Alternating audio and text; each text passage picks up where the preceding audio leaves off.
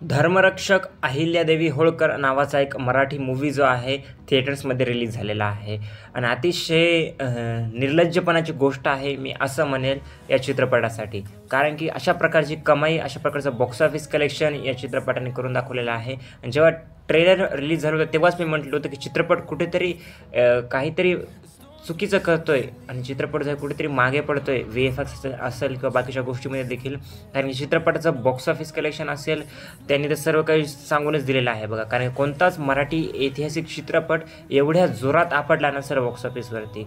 संशलिक या ठिकाणचे जर आकडे सांगायला गेलं तर नक्कीच मी सांगेल की या चित्रपटाने 4-5 दिवस ओलांडलेले आहेत आणि फक्त 4 लाख रुपये या मूवीने कमवलेले आहेत. बजेट तरी पब्लिकली अवेलेबल नाही चित्रपटाचं, परंतु तुम्ही विचार करा एखादा ऐतिहासिक मराठी चित्रपट बनवायचा असेल तर नक्कीच 5-7 कोटी रुपये तर लागणारच आहेत बघा. हमखास नक्कीच चांगले चित्रपट असतील त्यांना 10 कोटीचं बजेट लागतं, परंतु या चित्रपटाला पण 5-7 कोटी जरी धरलं आणि कमाई फक्त 4 लाख रुपये झालेली आहे तर तुम्ही विचार करू शकता किती मोठा हा चित्रपट बॉक्स ऑफिसवरती आदळलेला आहे. प्रवीण तळेने जर अशा प्रकारचे चित्रपट बनवण्याचा विचार केला असता तर सरसेनापती हंबीरराव कुठे असला असता तुम्ही नक्कीच विचार करा बघा. कारण प्रवीण तळेने तर डोक्याला हात लावला असता बघा हा चित्रपट बघून.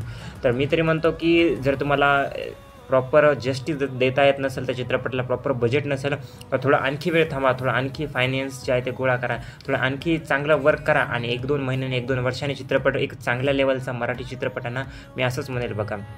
कारण की या चित्रपटाकडे तरी बघून मी तरी खूप डिसअपॉइंट झालो बघा की अशा प्रकारची कमाई या चित्रपटाने करून दाखवली. म्हणजे विचारही केला नव्हता. कारण की पुण्यासारख्या ठिकाणी या चित्रपटाला बोटावर बनण्यासारखे शोज आहेत बघा, जे की एवढा ऐतिहासिक चित्रपट असूनही त्याला बोटावर बनण्यासारखे शोज तुम्ही विचार करू शकता पुण्यासारख्या मोठ्या मेट्रो सिटीत आहेत. आणि मुंबईमध्ये तर विचारूच नका बघा. एकदम लाजिरवाण्याची गोष्ट आहे की मुंबईमध्ये रिलीज झाल्यापासून या चित्रपटाला फक्त एक शो आहे.